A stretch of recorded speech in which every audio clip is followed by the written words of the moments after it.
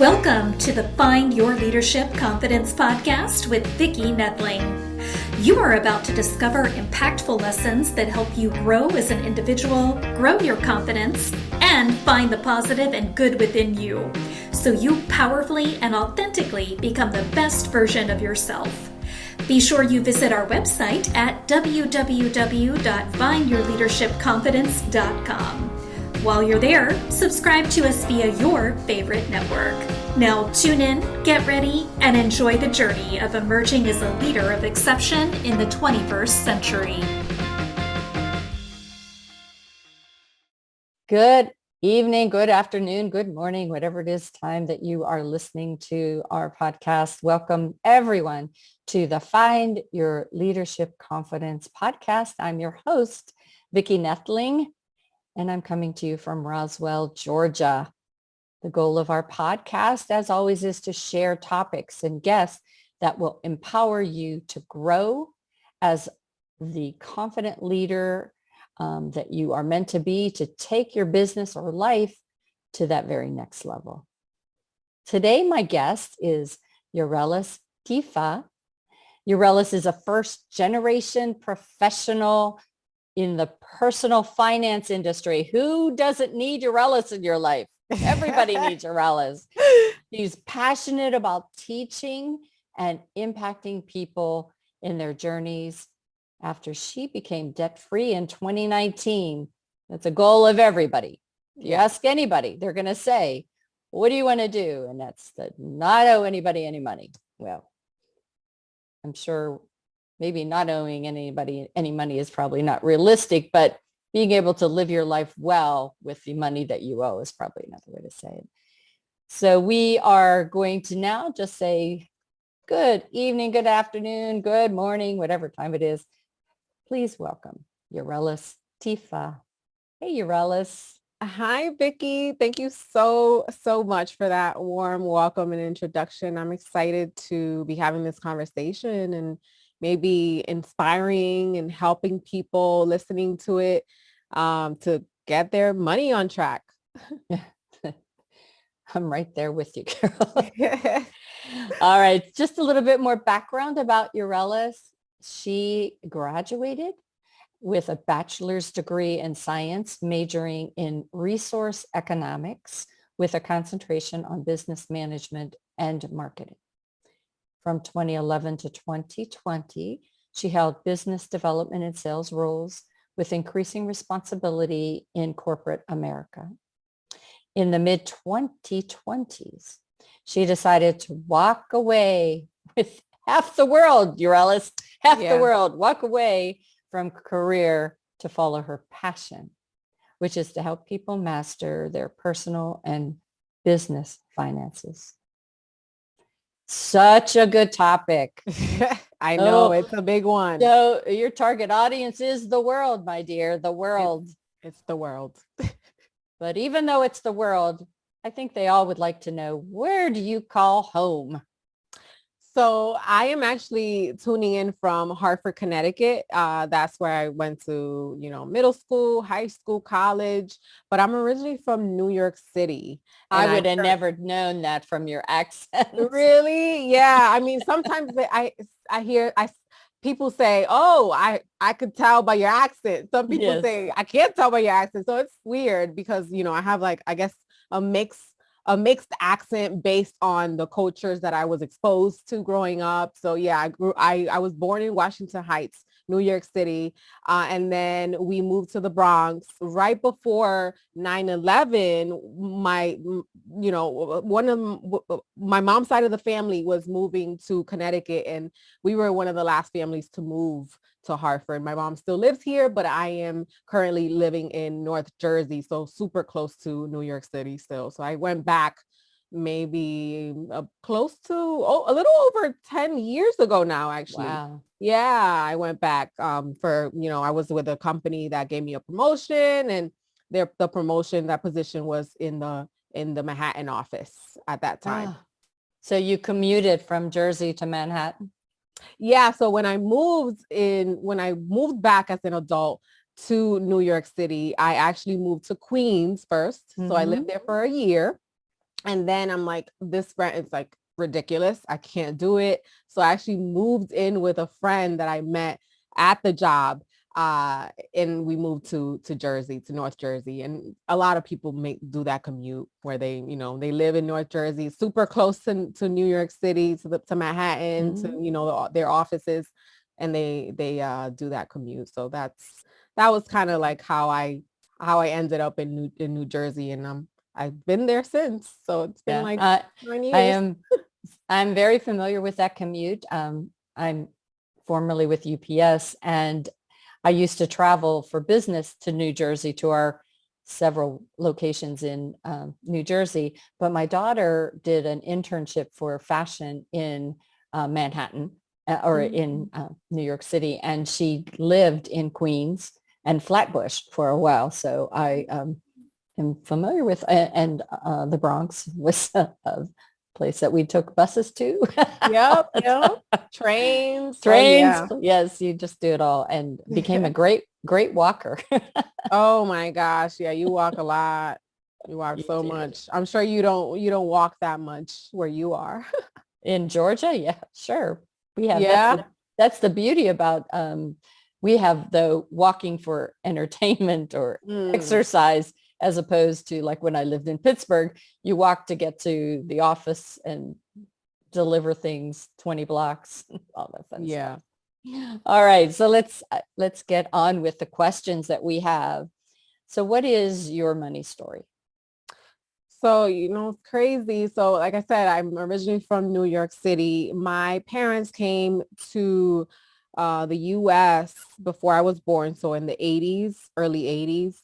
And I like to say that immigrants coming from coming into New York City, especially Dominicans. Dominicans love migrating to New York City. So they made that move, obviously, because they were chasing the American dream, which most immigrants don't even know what that means for them. So they just borrow what it means generally and what society teaches them that it means, or they just follow what they think it's success, which is, go to school, get good grades, land a good job in corporate America, buy a house. So all these things were instilled in me. And because when you come here from a different country, and I've experienced this as a first generation, right? Because I was born here.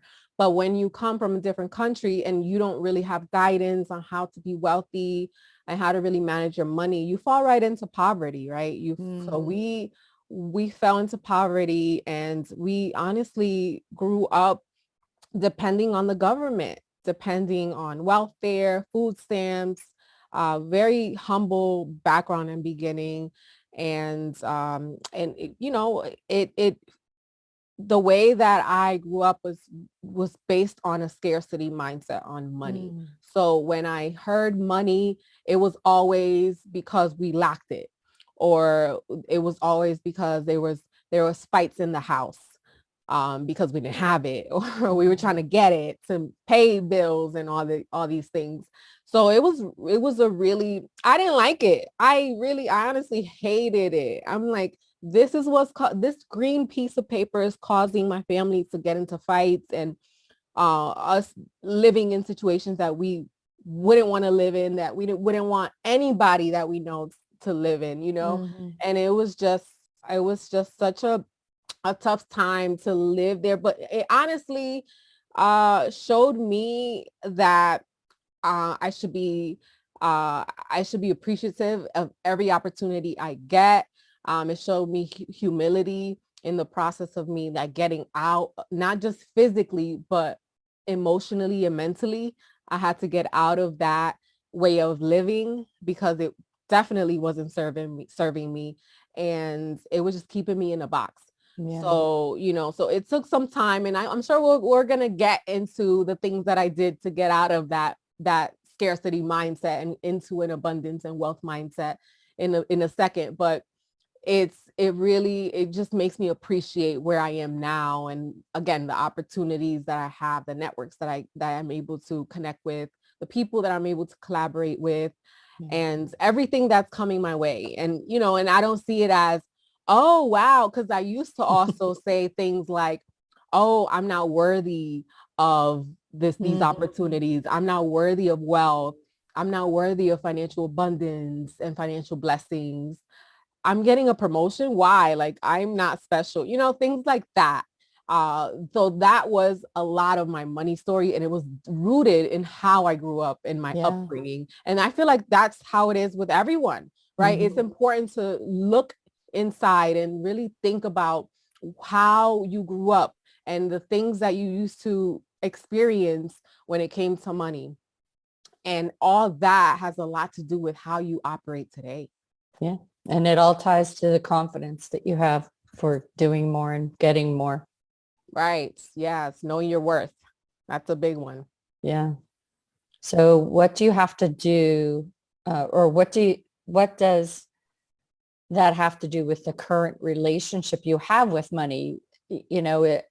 As you said, your past sometimes dictates your future, or your present maybe. So that background that you had, how long did that take you to overcome that mindset that you had, that you're not worthy, that you don't deserve? So I think it's a progression, right? It's a journey. It's not a destination. It's not going to be one isolated event that you're like, oh, the clouds part, I see the light kind of thing, right? It's not like that. Right. And you're like walking to the light. It's not at all.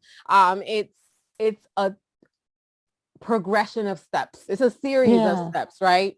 And I think the beginning of it was when I started to work in corporate America. Yeah. And coming out of college, I was making more than my mom and dad combined. Yeah. As a college graduate. So that in itself was like, whoa, this is different.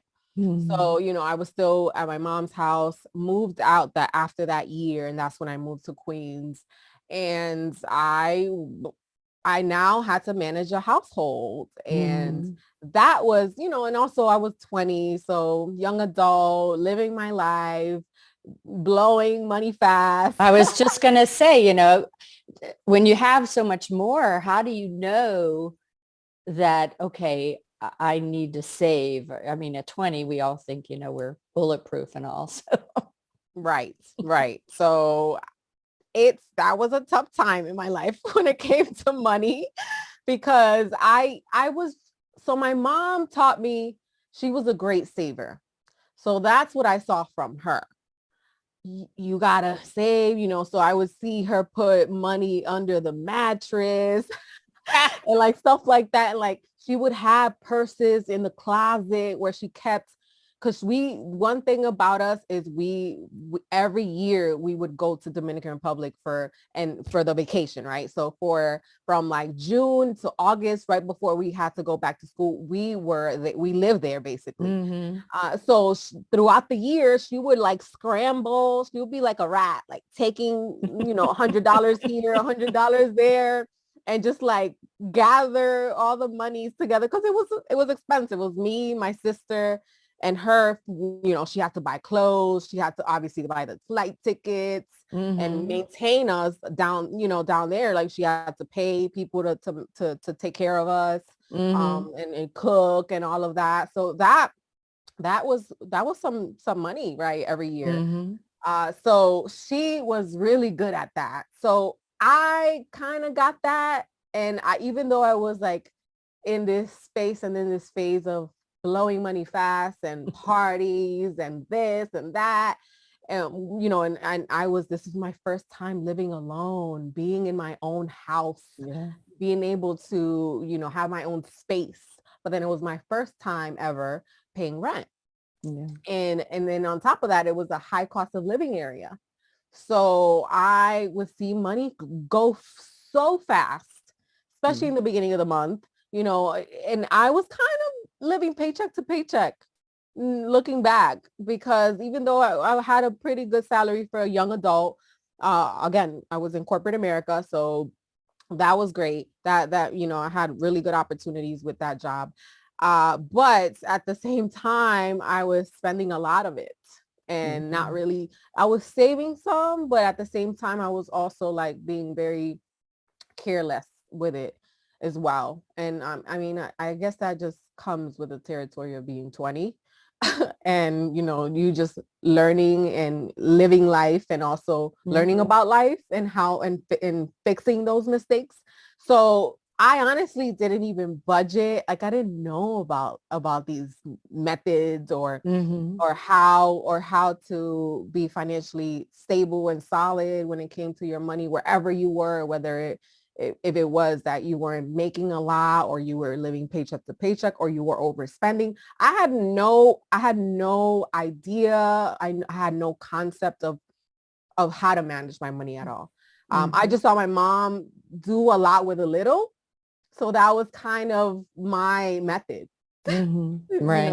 Right. And that was how I was able to, live my life and be able to not get evicted and all these things. Good. But that was it. Nothing else. So how do you use setbacks in your journey to leverage more wealth? Because we all have them. I mean, we do all have those setbacks. It's not always that maybe you're blowing money, but it could be your circumstances, a sick parent or a child or spouse. And all of a sudden, any extra money you had is going to something that you never expected. Right. So how do you deal with that? So thankfully, like I didn't have any huge event happen that caused me to think about money differently, like a bad event. Because I know that's a lot of people's pivotal moments. They're like, oh my gosh, now I have the sick parent, like you mentioned, or whatever, and I have to make, my back is against the wall. I really didn't have that. But what I did have was I was always a networker. And I always put myself in positions to win, to like connect with people that may get me to the next step. So I connected with a group of entrepreneurs around this time. It was like 2013. And then they started to talk about a lot of concepts that were so exciting to me and fascinating, but I never heard of them in my life. And they were concepts like financial freedom, and budgeting with your money and how to budget, and how to grow your money and like little things like that, and getting out of debt. And I'm like, this is really cool. And that's when I started to realize how money is like my thing, how my gift in this world and my purpose on earth, because we all have a purpose, is money, is finances, helping people understand their finances, helping them feel empowered and confident around their money story and their finances. And that was a glimpse of where I am now. So cool.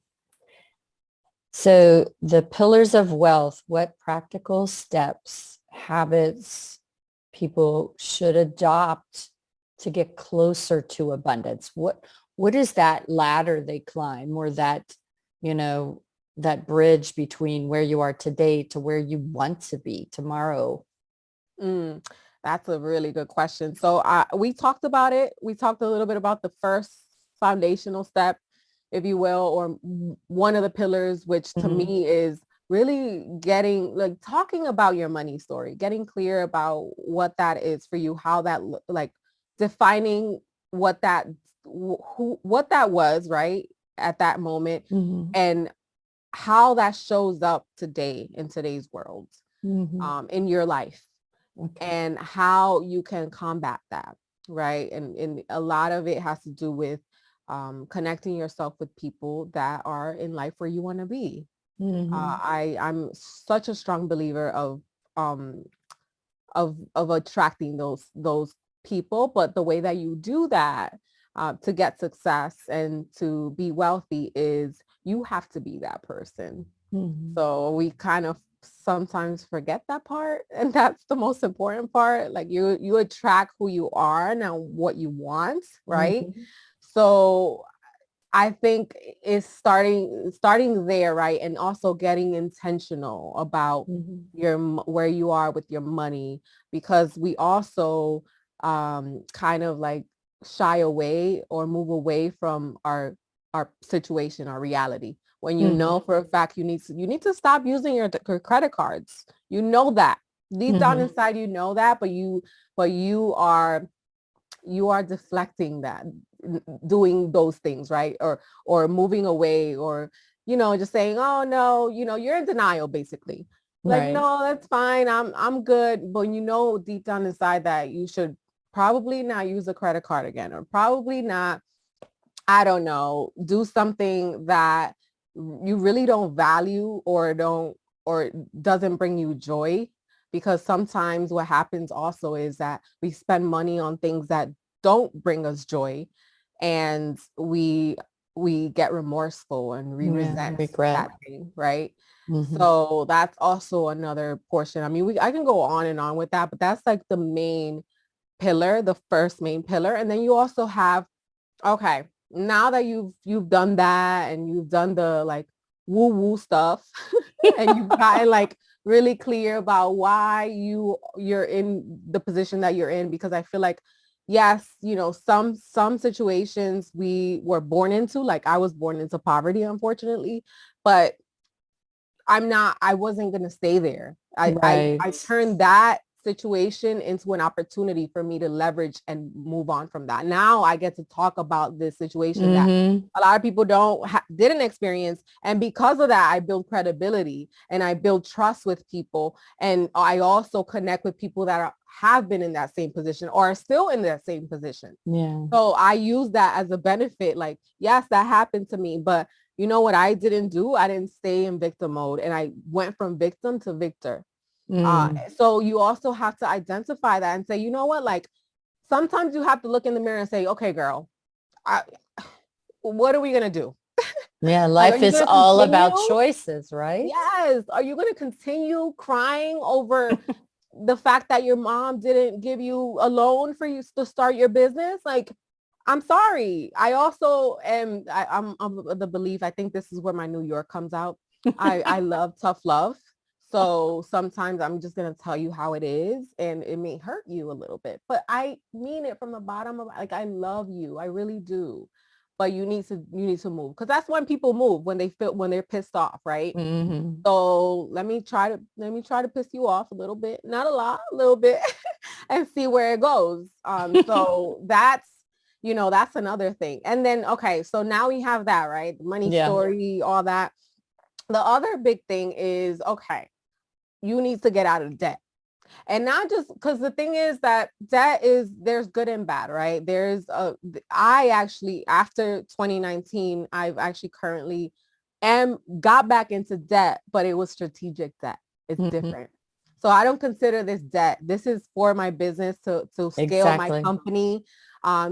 It's very different now, because now I'm fueled to make sure I get out of it as soon as possible. So I'm gonna be serious about doing what I have to do within, the debt that I incurred, to get out of it quickly. Yeah. So, and it's for my company, is to scale and grow my company. But toxic debt, right? Credit card debt is super toxic. So that's what I'm talking about. Right. Getting out of a situation that you are not happy with, or that doesn't bring you joy again. Mhm. Getting out of those types of debt, because we run on debt here in America. So Yeah. it's Right. it's here to stay, and it's okay. Like, Mhm. that's how you build credit, and that's how you can leverage other opportunities in your life. So I won't say completely, like, don't even, ignore it completely. I'm not saying that, but I am saying, do not try to get out of toxic debt as soon as possible, so that you can truly start living your life how you want it, and designing your life in the way that you see fit. Yeah. Because with toxic debt, it's probably blocking you. It's stopping you from moving forward. It's not helping you move forward at all. It's not helping you get to the next step. So that is super duper important. And I actually, when we talk about my free gift, I actually have a tab designated to debt so that you can start organizing your debt and understanding what's even going on. Because a lot of people don't even know what debt they have, right? Their interest rates, or when, they have no idea how to set up, a plan for their debt to pay off. They don't know when they're going to be completely paid off because they just don't have that big picture. They're just, paying their monthly payments, their minimum monthly payments, and that's it. But when you have that big picture and that goal, now you know where your target is, right? Now you know where to shoot at. So that's very important. And then there's another big pillar that I talk about always, that I feel like all my content and my work is surrounded around these three pillars. The other one is financial freedom. And figuring out what your financial independence number is. And that's just your annual expenses times 25. And that gives you a benchmark, right? Because things change, right? Our lifestyle changes. What I want today is not what I'm going to want in 10 years. So, there's that plays a role in your financial independence number, but it at least gives you an idea of where I need to be to not have to work if I don't want to. And it's all about choices. It's all about, having the ability to do stuff like walk out of a career that's not serving you anymore, kind of like what I did in 2020. So, I had over a year of expenses saved when I decided to walk away from my career. Was it hard? Yes, but it was easier because I had a lot of money to do that. I didn't have backup. I was only in business for 3 weeks when this situation happened that compromised my physical and mental health. And I had a decision to make. And this is, again, one of those pivotal moments that I talk about, or when your back is against the wall, crossroad moment. And I really thought it through. And I talked to people that were my mentors at the time. And again, I looked at my savings and my investments, and I saw those numbers, and I'm like, this is a leap of faith, right? This is God ordained. This has been a divine appointment. And I truly believe that this was my opportunity from God to say, I'm sorry, I'm Christian, I'm a believer. So me too. You can skip this part if you're not.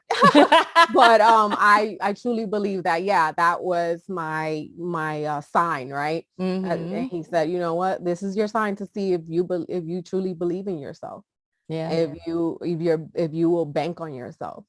And I accepted the call. And since then it's been really tough. It hasn't been easy, even with that, with that cushion that I had. But it's so rewarding. And I've been able to help so many women and just people across the Eastern region. And we're just getting started. So it's just amazing to see where things were, where things are going, and where things are right now too. So it's awesome. And this opportunity, the fact that, I took a leap of faith and I did these crazy things that people were like, what? Like my mom, I didn't even tell her. I told her I had to wait a month to tell her that I made this, for her, mistake. that I made this change in my life, because again, she's very traditional, and she's like, you have to have, consistent income, and how are you going to pay your rent? Traditional Dominican mom. But what I was getting at is that this opportunity, or just this decision I made, and the opportunities that I got from this decision led me to you and to so many amazing people, because I wouldn't have been connected. That's you, right. If it wasn't for that one decision I made. Exactly. And it's, having the confidence to say, I believe in myself. because, you know, until you believe in yourself, nobody else is going to believe in you. So Right. that's so awesome. That's such a gem too, especially Yeah. if there are business owners listening. Mm-hmm. Like you're your best testimonial. Yeah, Like work on because yourself. so often, you know, we're the worst. I think we often talk about this amongst our entrepreneurs and things is, you know, we're our worst critic. We say things to ourselves that we would never say to anyone else. Mm, And that doesn't build up your confidence. That doesn't do anything to help you believe in yourself.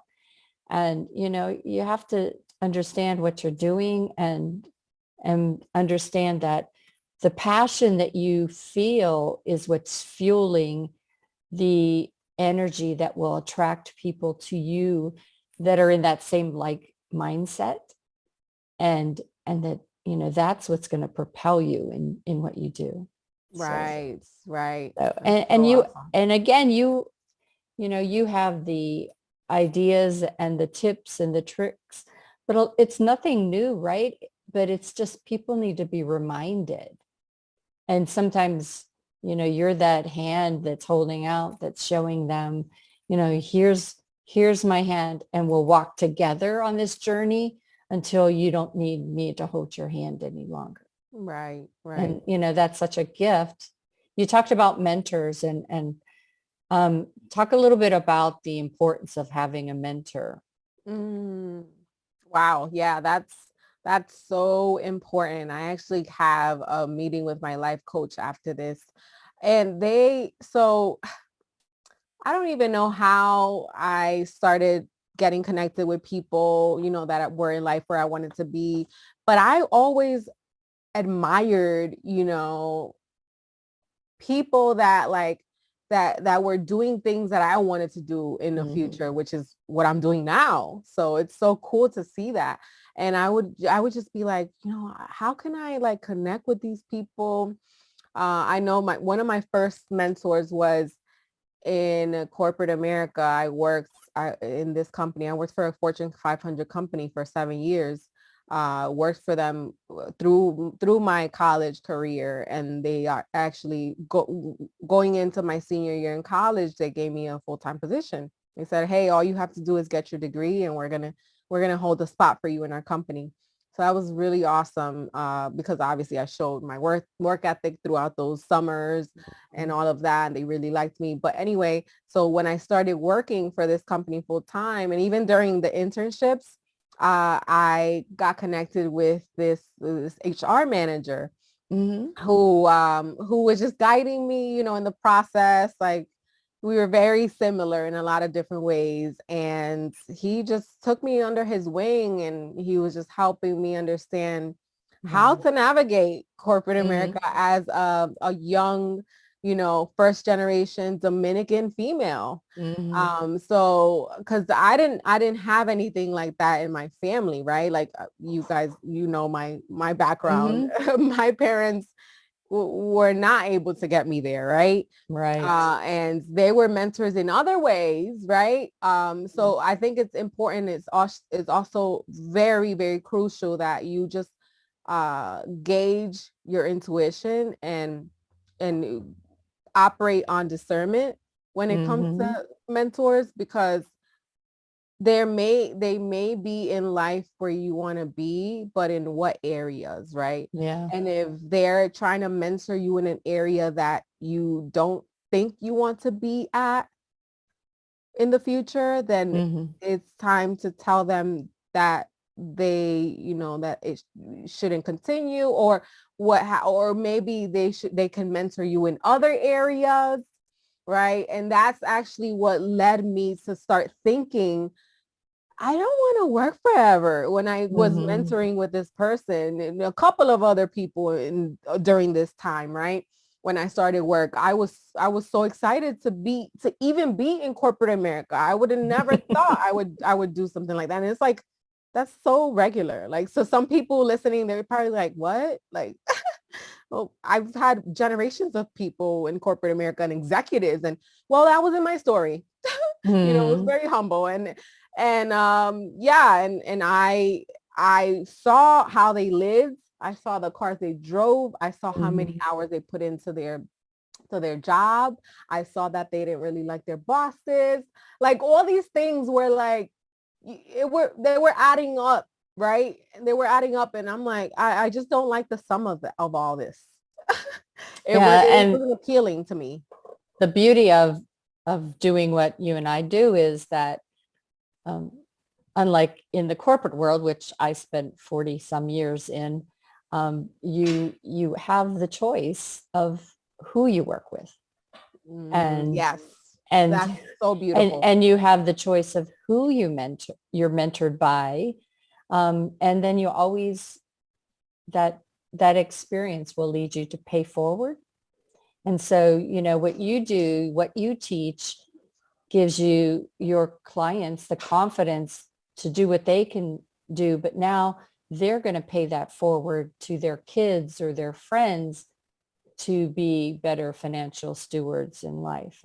And so, what you do is like that ripple effect that can change the world one person at a time. Yes, exactly. Yeah. It's truly creating generational wealth. Yeah. Yeah. All right. We're nearing the end. I always end with some rapid fire questions. So they're not really questions. It's like, I'll give you 5 words or 5 phrases, and you just, whatever comes to the top of your mind, answer what you think the answer is. There's no wrong answers. It's just helping us to get to know you a little bit better. So my first question is your top travel destination, not the Dominican Republic. So top travel destination, if it can't be home. Greece. Yes. Oh, Santorini. Wow. Oh, yes. And why? Besides the obvious. Have you been? No. Okay. Bucket list. On my bucket list. Put that on your dream board. Awesome. Yes. Just that blue water off of a cliff. Oh my gosh. So beautiful. Okay. The next is best trick for keeping on budget. Besides writing your budget. Keeping on the budget. What's money. The best way? That comes to mind. Money. So taking money out and having that limit for yourself, where you say, once you spend this amount of money, that's it for the month, you're done. Money brings a lot of financial stress, hurts relationships, everything. So what is the stress reliever you could share with people in regards to, avoidance or lessening the stress that money causes? 2 things come to mind. Money dates. It just helps you understand and identify where your leaks are, what's happening. It even helps you find extra money where you may be, spending money on specific items that you should have, maybe subscriptions that you should have canceled a long time ago. It just like gives you more clarity. Money dates. Second one is make more money. Yeah, make more money. But with that one, I don't really like it because even people that are making a lot of money, some of those people are still broke, right? Yeah, are still not living a wealthy life. So even with the money, if you don't fix what's inside of you and how, and your foundation, right? Yeah. Fix that first, then no amount of money is going to help you get there. Yeah. Okay. This is easy. Maybe not. Maybe. Book or movie? What's coming up is The Notebook. Oh, I know. I saw that. Oh my gosh. It's so beautiful. That's what's coming up.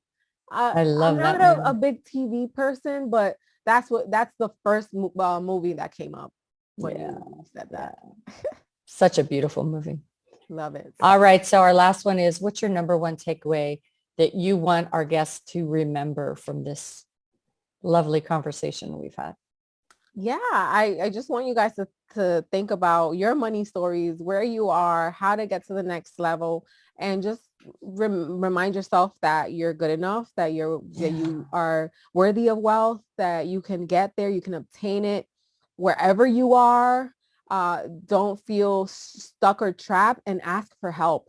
Ask for help. There's so many people out there that can help you, whether that's in your family or a coach like me that can help you get there. Just ask for help and it will go a long way. Awesome. Well, it is about the end of our time today. I want to thank Yarelys for sharing her story and some tips, some great tools, and things that will help you as you go forward in your journey. I'm going to share my screen to be able to allow you to see a little bit more of how to get in contact with Yarelys. And I'll ask that she talk a little bit about her free gift, but this is your 2-minute warning to please take a screenshot of what you see or grab your pen and pencil. But you see there her email. You see her website, Cash is Queen, LLC.com, Cash is Queen, LLC.com. She's on Facebook. She's on Instagram. She's on LinkedIn. Those are all the places. And again, that's Yarelys Tifa. And then she has the link to her gift. So Yarelys, go ahead and tell our guests a little bit about what 6-tab budget sheet will do for them. Awesome. So I created it because I was trying to figure out a good budgeting system for myself and I couldn't find one. None of it works for me. I don't know. I don't like apps. I'm an alpha female, so I want to control everything that goes in to whatever budgeting system I have. So like I said, I was just frustrated. So I just said, you know what, I'm just going to create my own. So the first tab is all about, you basically add your information, all your values, your paycheck amounts, cash in and cash out. That's what I call it. And then what, in your expenses, so that what it does is it actually automatically calculates your surplus or your deficit. That way, how much money you should have at the end of the month, right? And where to go, how to divvy it up from there. And then the last and then the fourth tab is about, I think, the debt that we talked about, how to manage that. Fifth tab is, I believe, the net worth tab. And then the last tab, which is I think is probably my favorite tab in this whole spreadsheet, is how to set up sinking funds for yourself, which is just savings buckets. Planned events, right? So if you have weddings coming up next year, how to pace yourself so that you're able to save the amount that you need from now till then. And it just helps. It's just such a peace of mind, right? Yeah. To be able to do that, because I feel like a lot of people, they have an event coming up and it comes up like the month of, right? And now they're scrambling to make sure they have enough money for this event. Christmas is the same time every year, guys. And why are we getting in debt? I don't get it. So, so things like that. I start Christmas shopping in August. Yeah, exactly. That tab helps you with that. So that's kind of like an overview of all of the tabs. Awesome. Well, I do always have a moment where I do a pitch for my book that just came out last month, or I'm sorry, now it's February. So The Unstoppable, Being Fierce, Fearless, and Unfuckwithable in Life and Business. Rochelle Marie Lawson is the main author. I'm author for chapter 5, Growing Your Confidence, Critical Steps to Leadership or Leading in the 21st Century. So you can pick that up on Amazon.com. There's the QR code that you can touch and grab that. But the ebook is only $1.99. So check it out. Again, if you only read chapter 5, at least you'll grow your confidence in leading in the 21st century. Love it. So this has been wonderful. I hope everybody has enjoyed the information. You got to know a little bit more about Yarelys. I think that she gave us some great insight, and that gift is a wonderful gift. I hope you all will go and grab it. I know I'm going to go grab it. Share it also with my 2 daughters that are in their 30s, and no time like the present to be able to do something. Yeah. And also, some of you out there might be in your 40s or 50s and think, but at 64, I retired at 60 with a chunk. But then life happens, I had my Mhm. mother to take care of that was ill and different things. So you never know. And it's never also too late to start up a new passion as I have. And so then that debt piece that Yarelys talked about, maybe you need some planning to see if that dream that you had that you put off for the last 40 years, maybe a reality. So Mm. definitely some great insights that she can provide to you. If you're looking for a coach, check out her website as well. So until next time, remember that life is a journey and it's up to you to enjoy the ride. Thank you all, and we'll talk to you soon. Thank you for tuning into the Find Your Leadership Confidence podcast with Vicki Nedling, where we share impactful lessons that help you grow as an individual, grow your confidence, and find the positive and good within you so you powerfully and authentically become the best version of yourself. Remember to visit our website at www.findyourleadershipconfidence.com and enjoy even more great episodes like this one. Again, while you're here, subscribe to us via your favorite network. We look forward to seeing you next time on the Find Your Leadership Confidence podcast.